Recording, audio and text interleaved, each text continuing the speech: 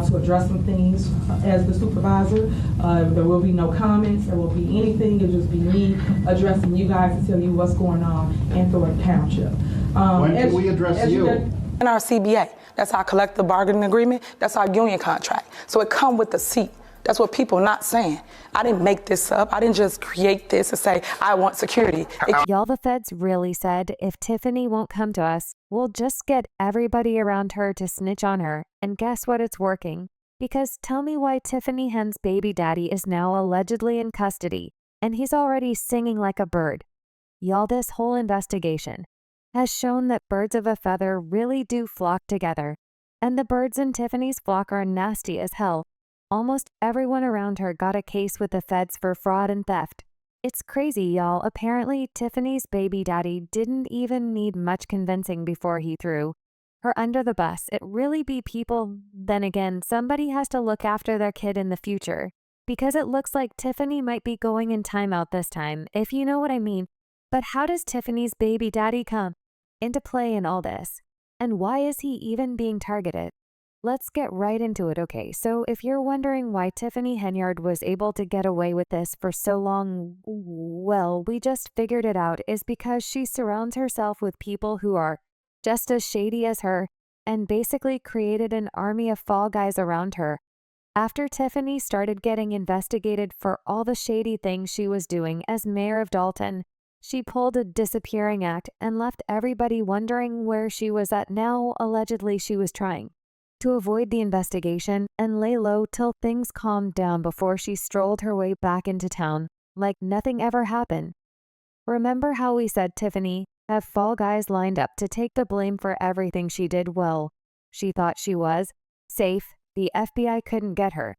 But boy, was she wrong, 'cause one by one, everybody Tiffany thought would take the fall for these crimes are turning against her. And it looks like she has nowhere else to hide.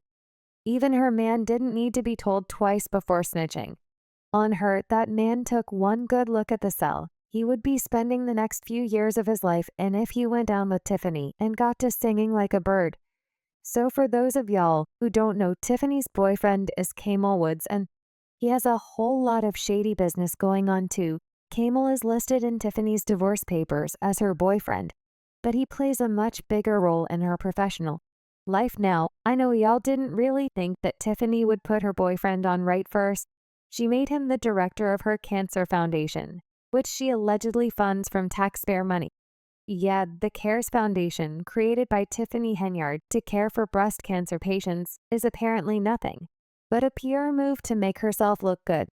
The very first day the foundation became official, it received a generous donation of $110,000 from the people of Dolton. Except the people of Dolton did not authorize that donation. Tiffany just up and decided to use that money to fund her personal project. She even went as far as using from the township wallet to fund a trip outside of Dolton to promote her foundation.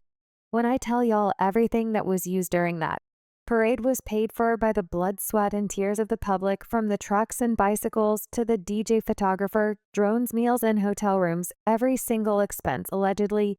Even after the foundation took off, she still didn't stop using public money to fund it all. The staff from the foundation, including her boyfriend Kamal, are apparently getting their paychecks from taxpayer money. But baby, it gets worse. It just wasn't enough for Tiffany to make Kamal the director of her foundation and pay him money that don't even belong to her. She also got him a fancy side gig at Thornton Township, paying him over $100,000, money that the majority of people in Dolton haven't seen in years. The gig was going well until Fed slammed Tiffany Henyard with a subpoena asking for every single record of all her businesses, and Kamal was named in that subpoena. According to reports, Tiffany was given 2 subpoenas. The first one was focused on her private businesses, including her restaurant and property management business.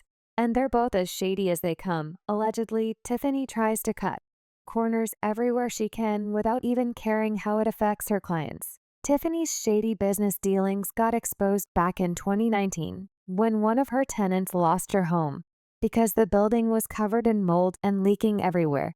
In the corner where the roof, the ceiling is damaged, and then it leaks going into my kitchen, and the windowsill leaks in my daughter's room. Except they weren't. Enter activist David Lowry, who called Dolton directly. Suddenly, the house deemed livable on September 3rd became unfit for occupancy on October 15th. Lowry's theory? The trustee used her power and influence. So the FBI needed to know exactly what was going on with these businesses.